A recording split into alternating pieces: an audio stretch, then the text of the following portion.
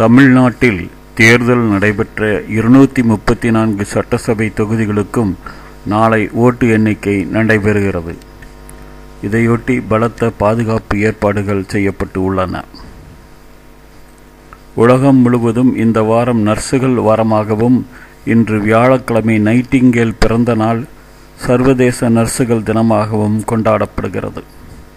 இதையொட்டி நர்சுகளுக்கு டாக்டர்களும் நோயாளிகளும் வாழ்த்து தெரிவிக்கிறார்கள். IAS IPS தேர்வு முடிவு நேற்று வெளியிடப்பட்டது. இதில் சென்னையைச் சேர்ந்த BL பட்டதாரி பெண் திவ்ய தர்சினி அகில இந்திய அளவில் முதலிடம் பெற்று சாதனை படைத்துள்ளார். IPL கிரிக்கெட்டில் பிளே ஆஃப் என்ற அடுத்த சுற்றுக்கு முன்னேறும் முனைப்புடன் சென்னை சூப்பர் கிங்ஸ் அணி டெல்லி அணியுடன் சேப்பாக்கத்தில் இன்று மோதுகிறது. மலேசியாவின் இப்போக் நகரில் நடந்து வரும் அஸ்லான்சா ஹாக்கியில் நேற்று இந்தியாவும் பாகிஸ்தானும் மோதின.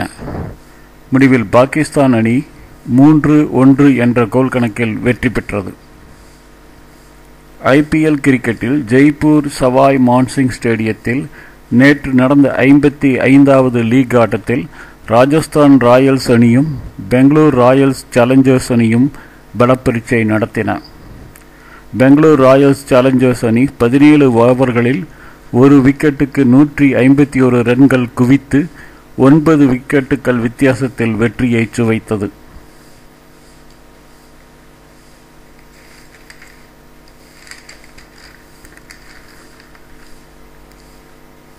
கோவை பாரதியார் பல்கலைக்கழகம் சார்பில் பல்கலைக்கழகம் மற்றும் கல்லூரி விரிவுரையாளர் பணிக்கான ஷெட் தகுதி தேர்வு வருகிற ஆகஸ்ட் மாதம் 14ஆம் தேதி தமிழ்நாடு முழுவதும் 10 மையங்களில் நடைபெறுகிறது.